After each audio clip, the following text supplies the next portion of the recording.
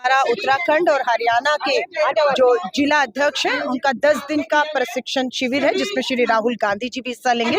आज 3 घंटे मैंने खुद महिलाओं के मुद्दे पर जो है जिला अध्यक्षों को जो है उनको जानकारी दी कि देश के हालात क्या हैं, क्या चुनौतियां हैं, किस तरीके से संगठन में हमें उन्हें जगह महिलाओं की भागीदारी को सुनिश्चित करना है।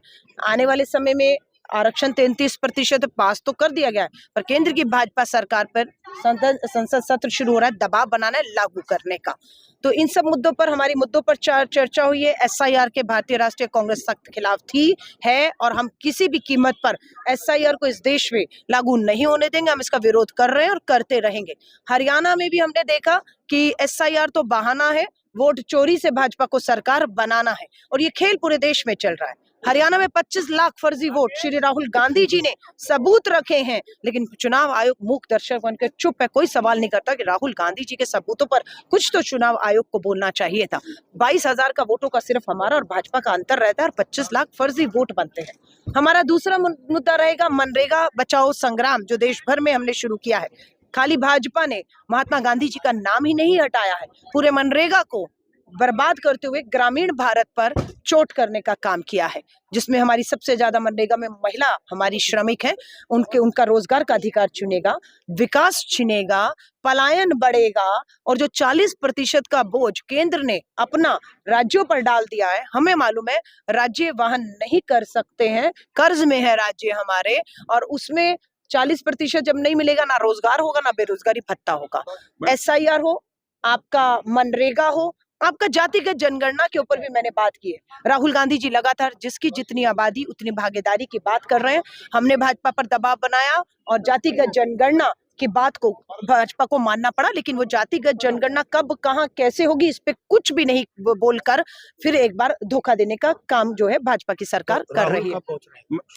राहुल गांधी जी हमारे प्रदेश अध्यक्ष बताएंगे। 10 दिन का शिविर है, आज 5वां दिन है, तो मुझे लग रहा है लास्ट में कभी भी 2 दिन में रहेंगे। देखिए, भाजपा इस पूरे अपराध में भाजपा के नेता और भाजपा की सरकार शामिल है। अंकिता भंडारी की हत्या भाजपा के नेता के रिजॉर्ट में होती है, उसका बेटा दोषी पाया जाता है, जिसे उम्र कैद की सजा होती है। CBI की मांग से भाजपा 3 साल तक क्यों भागती रही, सवाल ये खड़ा होता है। क्यों रेणु बिष्ट भाजपा की विधायक ने बुलडोजर चलवाने का काम किया है और सारे सबूत नष्ट करके अपराधी कौन है जिसे VIP को बचाने का काम किया है। और उसने बाकायदा कहा है, रेणु बिष्ट भाजपा की विधायक ने, उसने पुष्कर धामी के कहने पर बुलडोजर चलाया है।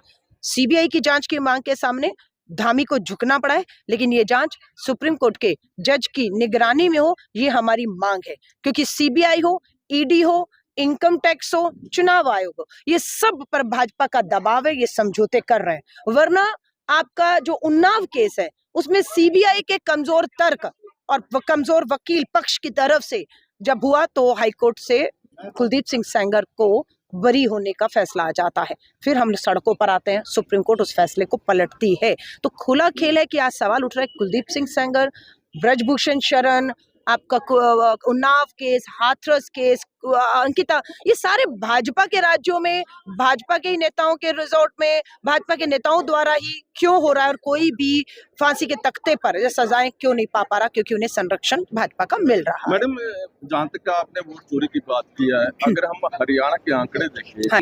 कांग्रेस पार्टी को दूसरी दफा इतनी वोट मिली है, पहले इतनी वोट नहीं मिली। अगर 2005 के चुनाव को छोड़ दे तो वोट चोरी कैसी हुई है? क्या वोट चोरी का नाम लेकर कांग्रेस पार्टी हरियाणा में जो गुटबाजी है, जो मुख्य कारण है हरियाणा में हमने हार का आपके सामने 25 लाख हम सबूत रख रहे हैं। अब मीडिया में मैं थोड़ा सा कहूंगी, हिम्मत दिखाइए।